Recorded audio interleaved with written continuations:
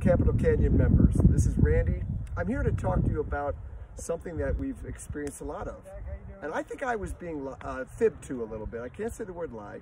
They told me the wind would end probably by April. Then they said, oh, it'll be mid-April. Then I was told, no, by May 1st, we'll have no more wind. Now it's whenever the snow comes off the San Francisco Peak over there, then the wind will end. So I'm not really sure when but I'm going to give you some tips for playing in the wind and for dealing with the wind. And it does affect, it's not an excuse, it seriously does affect, oh my gosh. I said, hang on, let me get my hat and we'll continue this in a moment. Okay, now that we're back indoors and out of that treacherous wind, now we can continue. So the wind does affect us in a lot of ways. It mainly affects our footing and our balance, our ability to stay in our own posture. But it affects in a lot of other ways. We oftentimes, into the wind, will press, squeeze, and it takes away your ability at times to make a full turn. So as you make a full turn and the wind is pushing you, it really requires that your feet stay grounded, that you really have to use your hips and your feet to stay on the ground. Most people will slightly shorten their turns, and as a result, they'll press harder with their hands.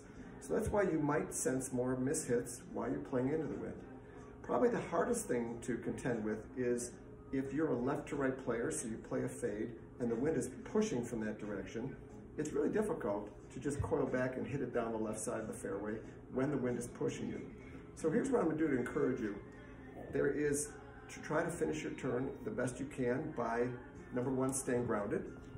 Number two, do your best to get your back to the target anyway, and try to de-emphasize or lighten up the pressure in your arms. Try to keep your grip pressure more constant.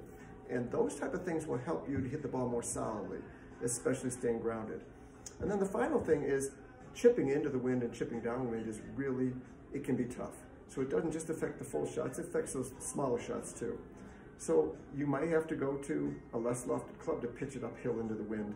You might have to go to a much more gentle touch and use the terrain that's there to let a ball run, because it will run very far downwind. And someday this wind will end, that's what I'm told. And when it does, I can't wait to see you on that calm, sunny day. Thank you.